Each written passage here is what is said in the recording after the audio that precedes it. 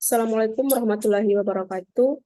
Perkenalkan, nama saya Jaila Tosofu, mahasiswa Prodi Akuntansi semester 5.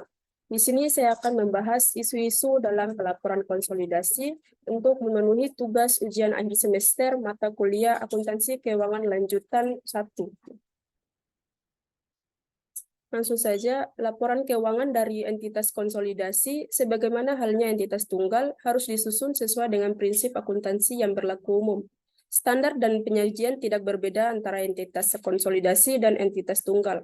Akan tetapi, penyusun laporan keuangan konsolidasi melibatkan beberapa isu khusus. Ada 4 isu-isu konsolidasi, yaitu yang pertama, laporan arus kas konsolidasi, yang kedua, konsolidasi setelah akuisisi interim, ketiga, penghitungan pajak konsolidasi, dan yang keempat, laba per saham konsolidasi. Langsung saja, yang pertama, laporan arus kas konsolidasi. Entitas konsolidasi sama dengan perusahaan pribadi, harus menyajikan laporan arus kas pada saat mengeluarkan laporan keuangan.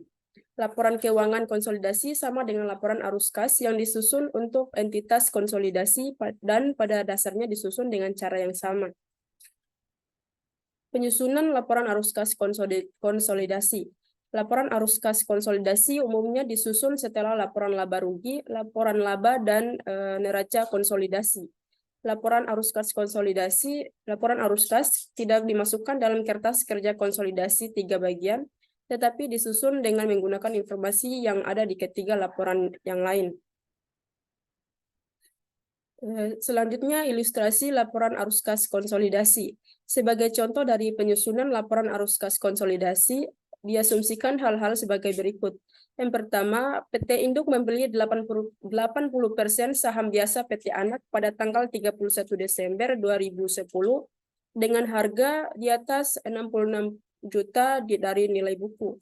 Kedua, diferensial sebesar 66 juta pada tanggal akuisisi, dialokasikan sebesar 8 juta ke tanah, 48 juta ke peralatan, dan dengan sisa manfaat 10 tahun, dan 10 juta ke goodwill.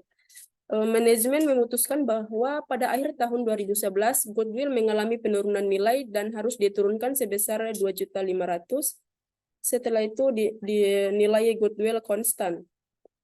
Ketiga, selama tahun 2012, PT Induk membayar dividen sebesar 60 juta, PT Anak melaporkan laba bersih sebesar 75 juta dan membayar dividen sebesar 40 juta. Yang keempat, selama tahun 2012, PT Induk menjual tanah yang dibelinya pada tahun 2011 seharga 40 juta ke non-afiliasi seharga 70 juta. Yang kelima, PT Anak membeli peralatan baru dari pihak tidak berhubungan istimewa pada akhir tahun 2012 senilai 100 juta. Informasi neraca konsolidasi per 31 Desember 2011 dan 2012 adalah sebagai berikut. Kas pada tahun 2011 senilai 269 juta dan pada tahun 2012 senilai 279 juta. Piutang usaha pada tahun 2011 senilai 125 juta dan 2012 senilai 230 juta.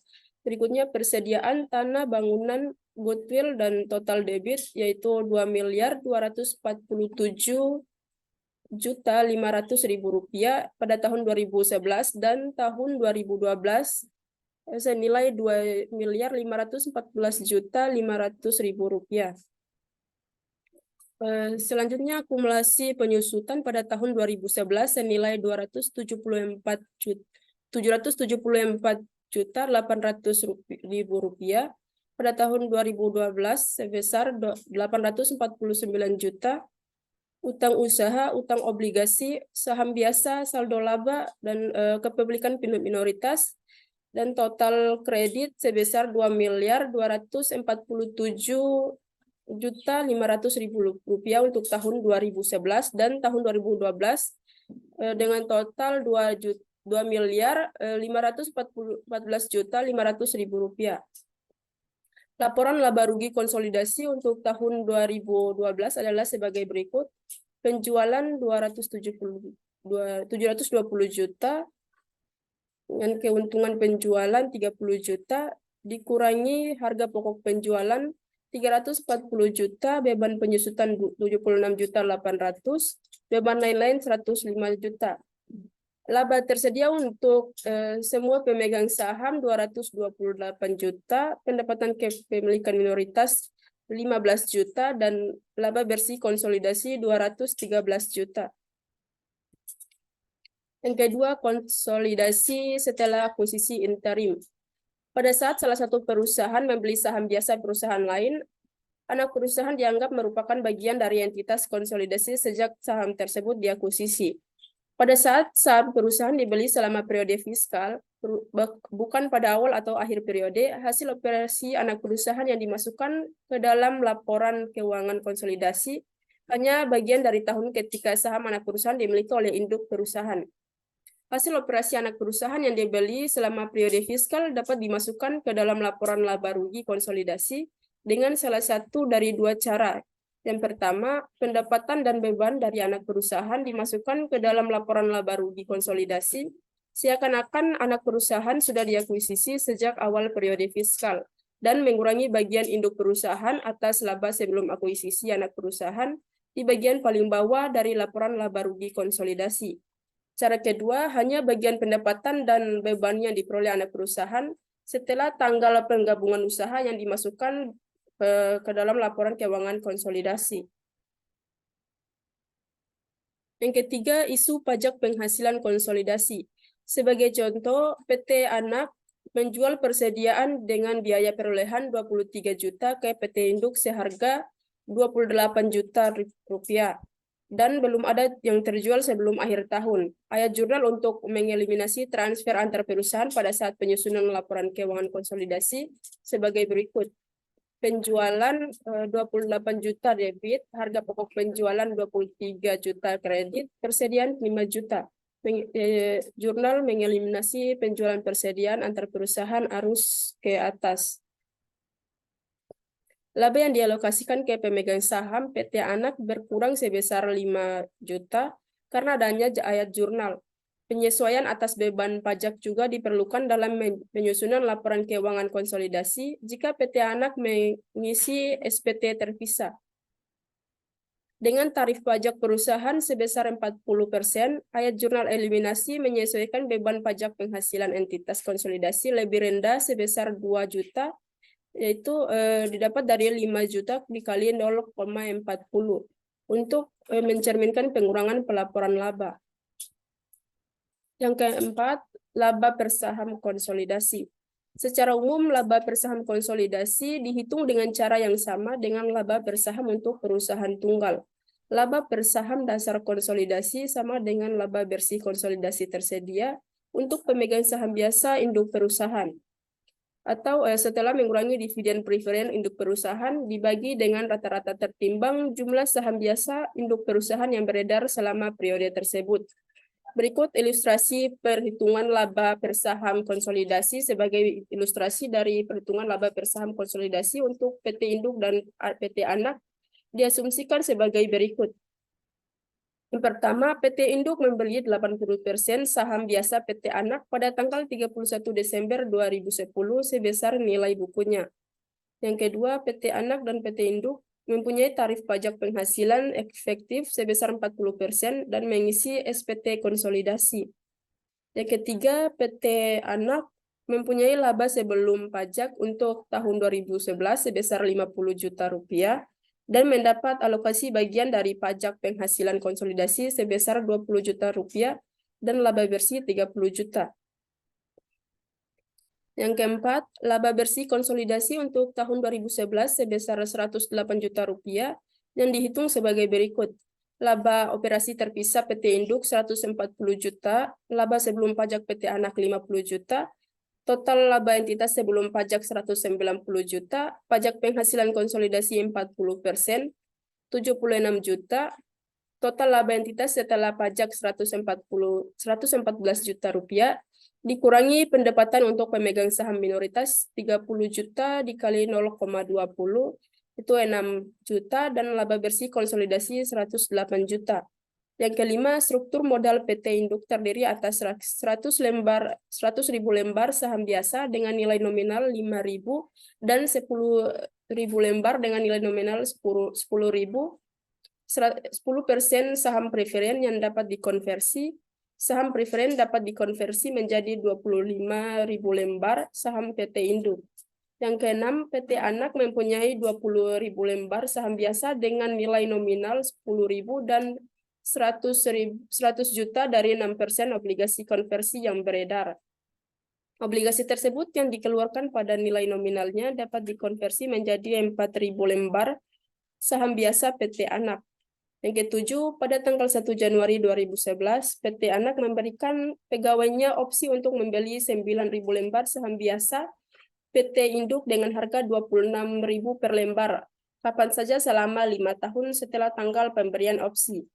Belum ada opsi yang dilaksanakan selama tahun 2011. Nilai pasar rata-rata saham biasa PT Induk selama tahun 2011 adalah 29.000 per lembar. Laba per saham PT Anak. Sebelum perhitungan LPS konsolidasi, total LPS untuk setiap anak perusahaan harus terlebih dahulu dihitung.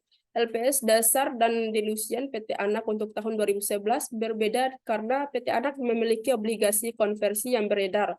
LPS dasar dan dilusian untuk PT Anak tahun 2011 dihitung sebagai berikut.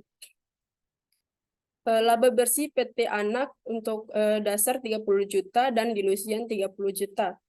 Pengaruh bunga dari obligasi yang diasumsikan, dikonversi bersih dari pajak 100 juta dikali 0,06 dikali 1 kurang 0,40, dilusiannya 3.600.000. Laba yang diakru untuk saham biasa dasar 30 juta, dilusian 33.600.000. Rata-rata tertimbang saham yang beredar di tahun 2000 X1 dasar 20 juta, dilusian 20 juta, tambahan saham dari obligasi yang diasumsikan dikonversi untuk dilusian 4 juta, rata-rata tertimbang saham yang setara, dasar 20 juta, dilusian 24 juta, laba per saham 30 juta dibagi 20.000 lembar, dasarnya 100.500, 33.600 bagi 24.000 lembar, dilusiannya 1.400. Obligasi yang diasumsikan dikonversi mengurangi LPS dilusian PT Anak dari 1.500 menjadi 1.400. Figur 10.5, perhitungan laba per saham konsolidasi PT Induk dan anak perusahaan untuk tahun 2011. Laba bersih konsolidasi untuk saham laba per saham dasar 108